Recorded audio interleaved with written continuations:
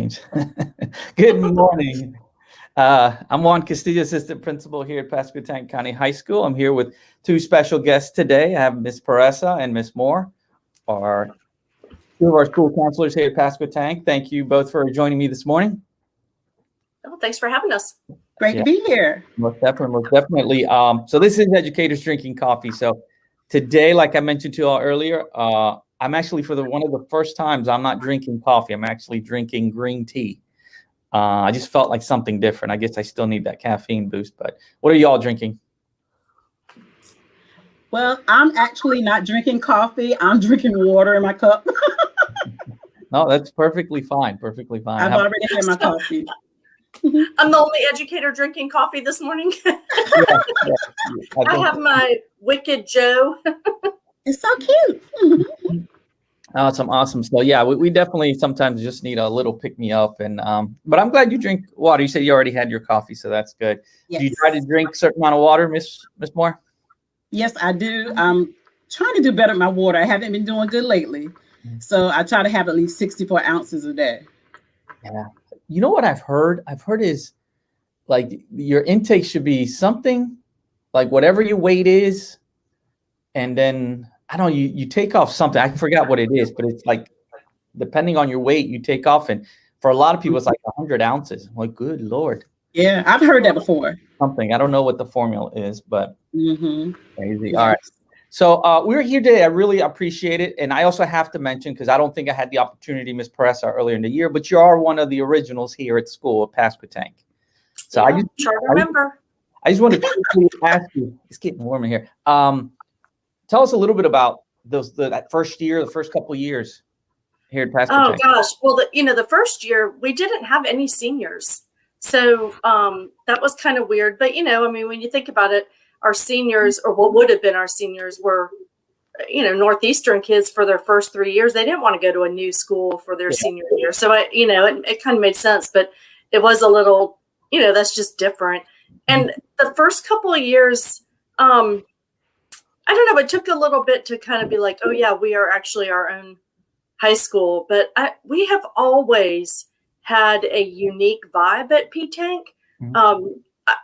I don't know. I can't say enough good things about our school. I feel like it's always had a very kind of family type of atmosphere. Our kids have always been really, I think, wanting relationships with the adults here and appreciative of things we do for them. And we love them back. And I don't know, it's just always been a great experience here. I agree. 100%. Having, grown up in Palm Beach County, one of the top 10 largest school districts in the nation, in a high school with over 2,000 students, you were in there and you could get away a lot because most teachers did not know a good majority of the student population. Yeah. But here, that's one of the things that I've gotten used to, and I prefer it looking back at it than a large school, is because I know around the corner, if there's something I need to talk with a student, but I kind of see them passing by but don't know them, I know somebody around the corner does. Yep. And that's a wonderful, and again, because of those relationships, we're able to get to know the kid a little bit better, the family, those kind of things. So I agree with your assessment there. So well, anyways, today I really wanted to focus on, and I appreciate you for that, on the ACT, as that is coming. And both of you, have experience here at the school more than I do with the ACT. So we're going to show a video, but anything either of you would want to share about the ACT for our juniors coming up on February 23rd? So, of course, that it's a standardized test for admissions to college, and it's pretty much used as a benchmark. And it consists of English, which has 75 questions, reading 40, math 60, science 40. And the English is like 45 minutes. The reading is 35 minutes. The math is 60 minutes. And the science is 35 minutes. And they have an optional essay. So you're not required, but I would recommend you do take the essay, even though it's optional. The cost of the test is $52 if you're taking the essay part. It's $36.50 without the essay. Now, we normally offer fee waivers, so we have to kind of like check and see about that at this moment. So just check with us if you're interested in a fee waiver, and we'll get you the information. I would suggest that you take it your junior year and at least take it twice, more than once. You'll be a little bit more familiar with the test, taking it again, and you tend to do better. Very good. Very good. Yeah, and it's not often you get to do a freebie of one of these tests, and they're kind of pricey. So the fact that we're going to offer it at school, I would just say to juniors, even if you don't think you're going to a 4-year college, just do your best on it. You might change your mind. You never know. By your senior year, all of a sudden you might switch gears and decide, oh man, now I am going to college. And at least if you've done well, you might have a decent score and you don't even need to take it again. But they also use it at community colleges as like a placement test. And so, I would just say do your best. You got to take it anyway. You might as well put your all into it. And take it serious. Take it serious. Study for it. It's no secret. We have plenty of links that we're going to share with you guys. We're going to share with you a video. But study. You can go to Khan Academy. Do your best. Take it. You can take it at one time here for free and use it as your placement. That's right. That's right. So let me show the video, and then we'll talk a little bit more on the other side. So let me bring that video in. Then give me a second here too. I got a few windows open. Okay, there it goes. Let me hit play here. Let's talk a little bit about the ACT. Can you all hear that? Testing. Yes. The standardized test that many schools will require as part of the admissions process. Based on my work as a college admission officer, the schools really have no preference for the test you take. So let's spend a little time talking about the ACT. The purpose of taking a standardized test is really to allow colleges to use a benchmark for students against other students from across the U.S. and internationally.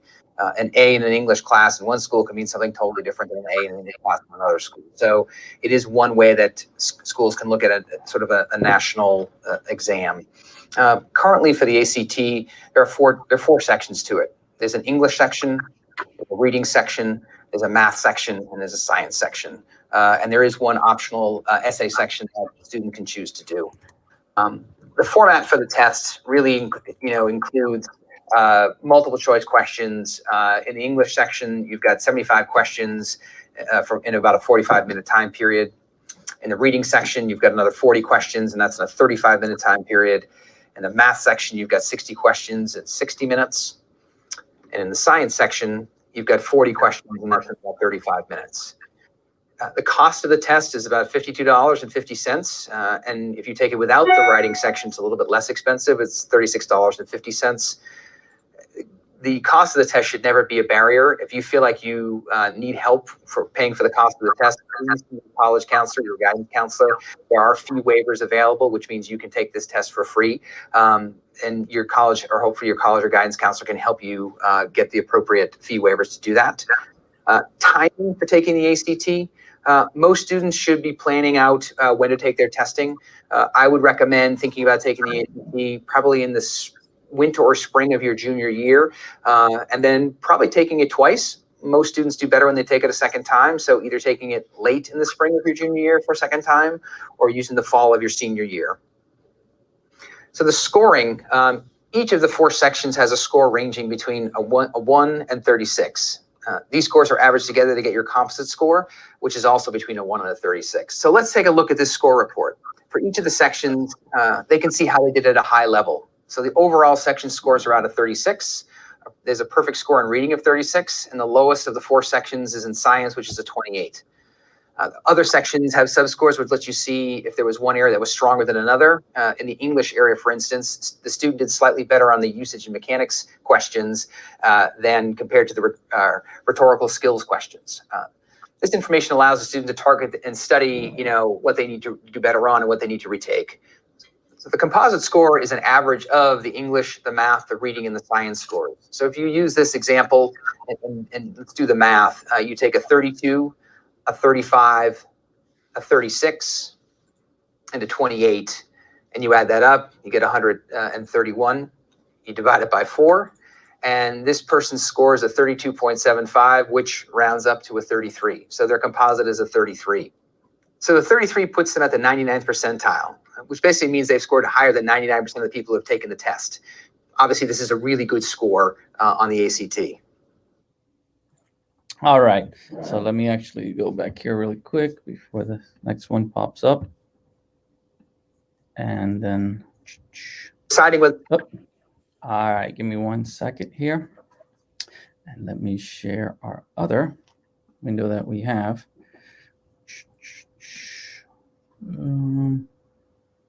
There it is. Okay. So, and this is, and well, let's talk a little bit about what we heard. And Ms. Moore, you alluded as far as, the different tests and things like that. And one of the things, Ms. Pureza, if you can just share a little bit about, we're not actually this year giving the writing. Right. But what your students know about the writing or consider about the writing?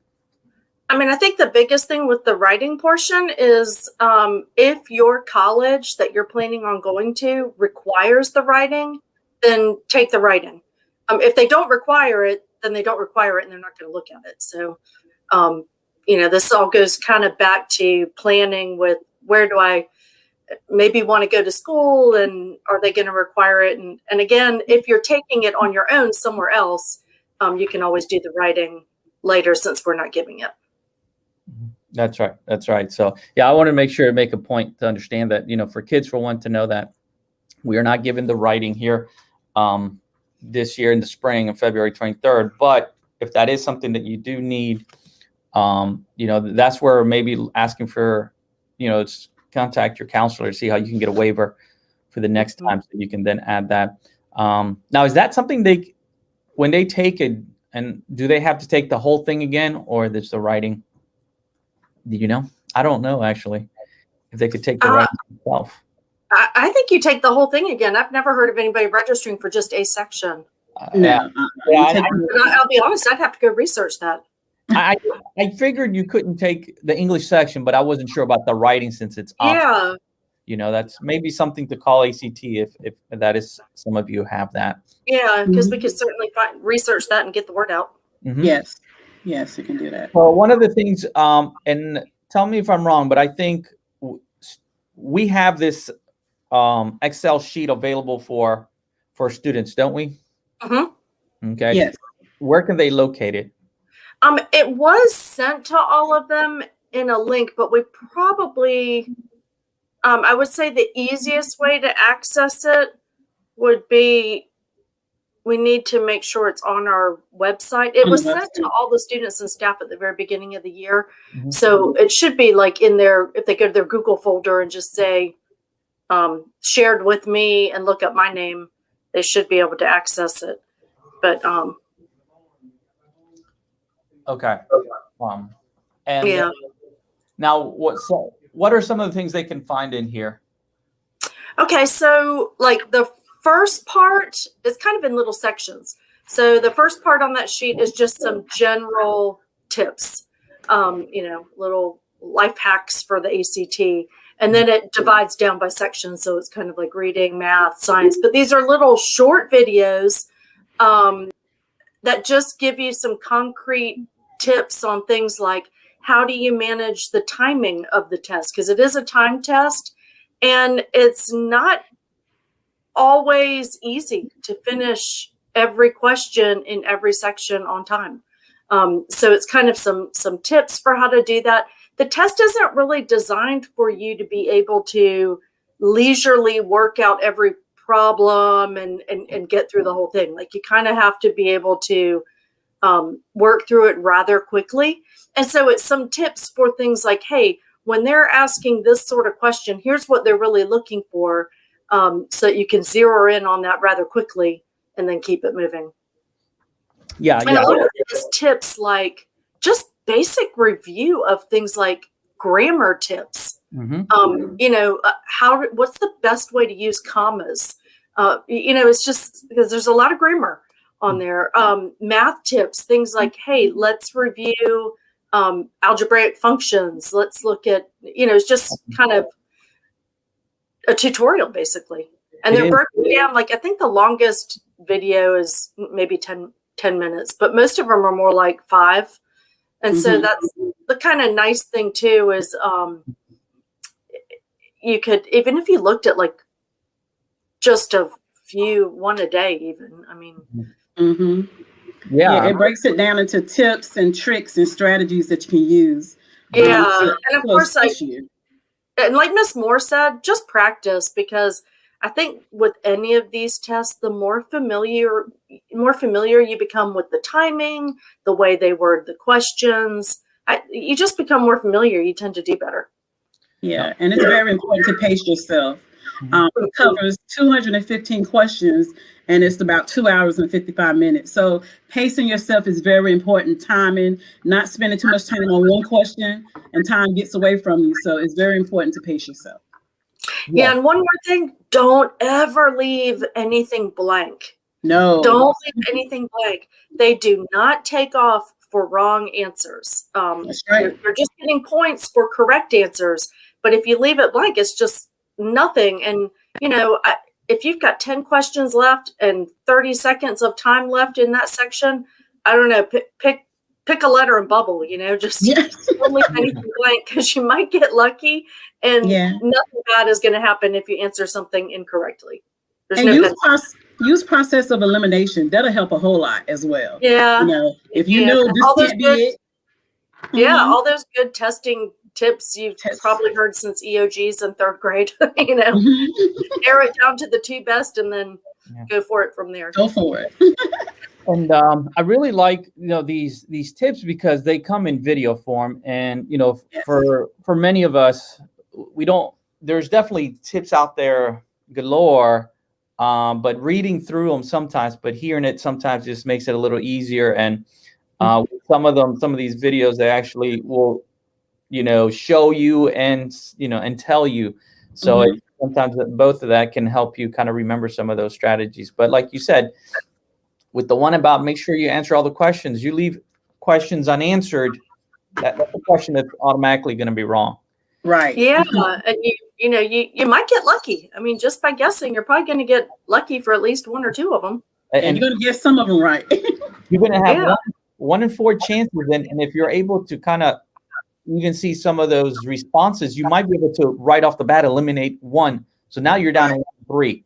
So that's even better. So definitely consider that. I know one of the things I've read is, as far as if you get stuck on a question, don't spend too much time on it. Either put a mark, a little flag, however you can do it, and then be able to come back to it.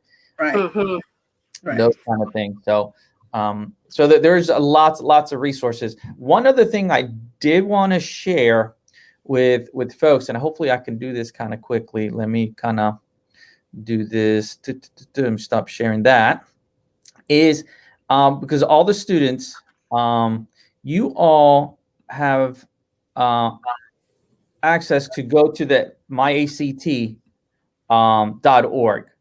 and then I'm gonna put this here,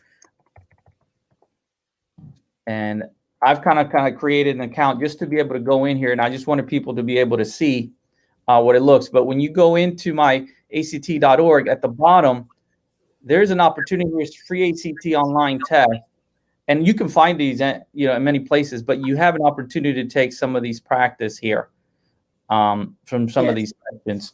So it's all there. Let me kind of. Oh, I don't know if did it switch to my other screen or stayed here. It stayed there. It stayed there. Yeah, so, you're still on that ACT free testing. But you also have sample questions you can look at. And then, of course, it's not going to show it. And in there, you can find, of course, even more tips, question of the day. But it's a good resource. Let me see if I can do it here. And we also have the link for the free ACT practice test in the ACT prep resource document as well, all the way to the bottom. Okay, so that's awesome. So make sure. I mean, I think I was just gonna say the best thing I think about doing the free testing that's actually from the ACT website is those are real ACT test questions. So Yes. you know that you're getting the real deal when you're practicing through them. Yes. Very true, very true. And you know, guys, for you juniors, I know, you know, it's been a tough last year and a half, or almost a year and a half, or almost a full year. But do the best you can, you know, and then you know, at least you get to know what the test is about too. That's the other thing, and you kind of see how the questions are asked, the way things are set up, the timing, and all those kind of things. And like you also mentioned, both of you, that you just never know when you're planning to go to college. Now, my situation was a little different, but it's taken me about 10 years in between each of my degrees. Now, you know what I'm saying? So you just never know how you might feel 3, 4, 5 years from now. And Absolutely. and you already have this in the bank, and you don't have to take another entrance exam if you took this. So do the best you can. I'm trying to think anything else we can say. Well, I guess let me talk a little bit really quickly about, so the test is going to be February 23rd. It's a Tuesday. All juniors are able to take the test. The only thing right now is we don't have transportation available. So if you're a junior, you do need to make your accommodations to be able to come to school and then also be picked up. Like we said, the test will take about 4 hours, and we'll go from there. I will be sending a Google form today that I need to know if you are coming to take the test, because I do have to make the testing groups for ACT, and it's not something I can make up on the day of the test. So that's unfortunate. So we do have a question. Ms. Pureza, maybe you, Ms. or one of you, Ms. Norman says, is there an age restriction for ACT or SAT that you know? No, I don't think so. Because that's even like the SAT, they have the Duke TIP program where kids take that in 8th grade.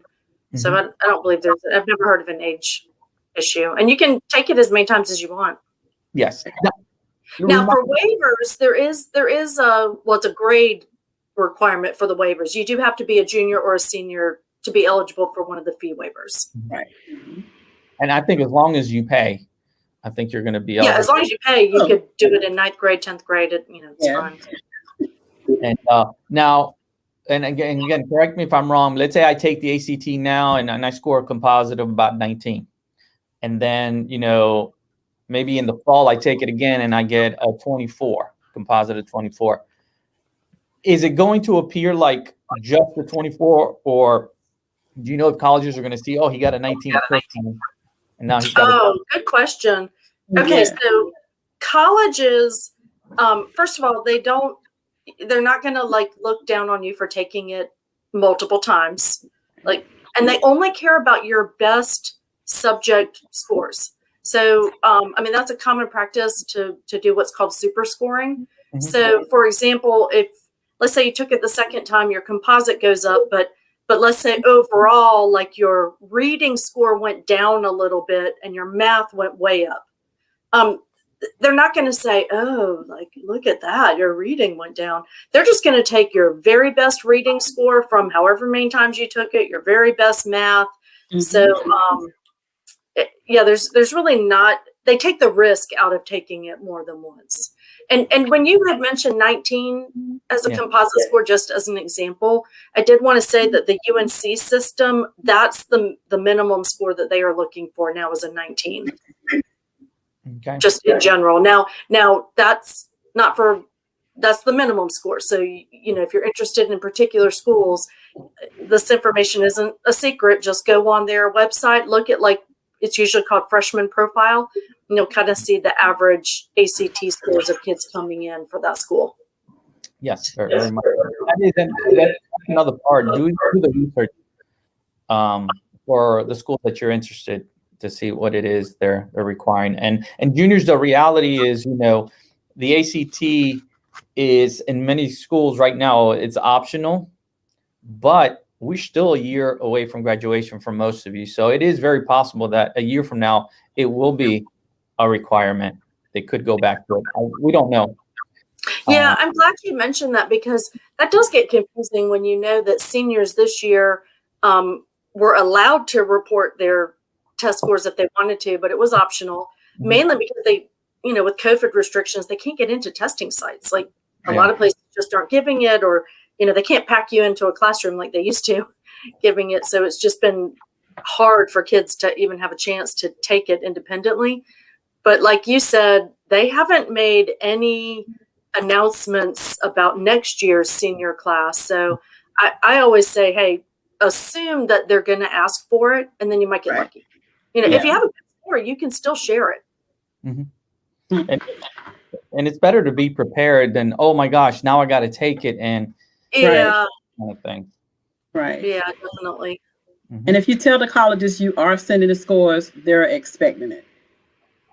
Yeah, because usually even with test optional, the way that works is if you tell them, yes, I'm going to send a score, then you have to send a score. But if you say, no, I'm not, then it's okay. Yeah. But you're right. Who knows about next year? These COVID rules change, all the time. So it's best to be prepared. So juniors, what we'll also do is I'll have Miss Crutch put again the link to all these videos. Let me see, what is the name, to the ACT prep resources on our Panther Pride for next week. Oh, that's a good idea. Oh yeah. I'll put it back up there. We'll make sure of anything. Maybe I'd have Miss Ramsdale put a link on our webpage just to be out there. And then don't hesitate to try to contact us if you have any questions, especially with me kind of administering the ACT in a couple weeks, or in about a week and a half, really, almost. So, but just get ready. It's coming. I know you'll do well. So please let me know when you get that Google form. I do need to make sure you do answer that Google form, because I need to know. Without it, I won't be able to bring you in, or you will not be able to come in and take the test. So that's extremely important. Yeah, and I just want to say, I know it's kind of a pain to have to arrange your own transportation, but it really would be worth it to go ahead and take this. You'll be so much more comfortable with this test after having one trial run under your belt. It's worth it. And it's free. And I'm on the PCHS website, and it is under student services, links, ACT resources, pre-ACT tests, SAT resources. So we do have the link on our page. Okay, awesome. Let me actually see if I can share that really quick here and kind of walk them through. It's just, I like people seeing a little bit of how that kind of looks. Here it is. So you can see it there, correct? So I go to oh no, this is the district. So let me go to the high school. Oh wait, that's the ECPPS one. Yeah, let me get to, here we are. This is our school. Go to resources, and where are we going, Miss Moore? Go to departments. Oh, departments. I apologize. Yeah, that's okay. And then student services. Student services. Oh, and there it is. The first one right up here, ACT resources. And of course, it's going to probably send me to a different page, which you may not see, but you got ACT resources. Very good. Very good. Okay. Well, you guys can see where to come to, and then ACT resources. So let me clear that up. Stop sharing. There it goes. Okay. So again, I do want to thank you again, Ms. Moore, Ms. Pureza, for joining me this morning. Thank you for having us. Yeah, yes. I know.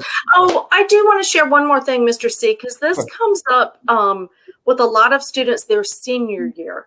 So your junior year, when you take the ACT with us and you're creating an account and you have your little ACT ID number and all these things, the ACT is a private company.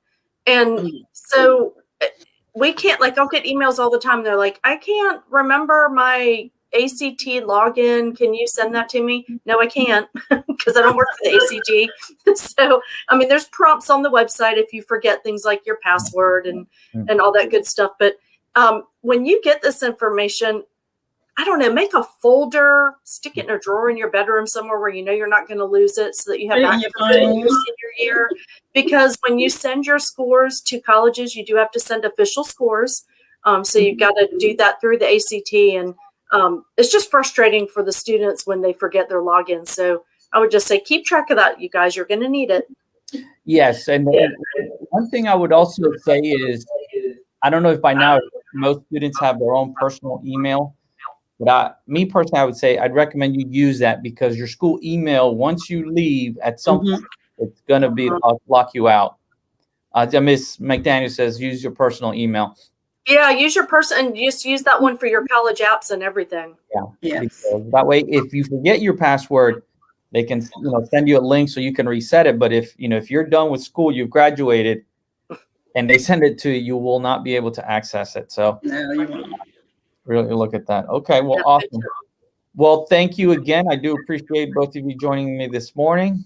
You all have a great rest of the day. I know it's busy time as we're kind of getting ramped up for registration coming up very soon. So I know you both are super busy, so I appreciate your time this morning. All right, well, thank you. You're welcome. Educators Drinking Coffee. See you next Thursday. Bye.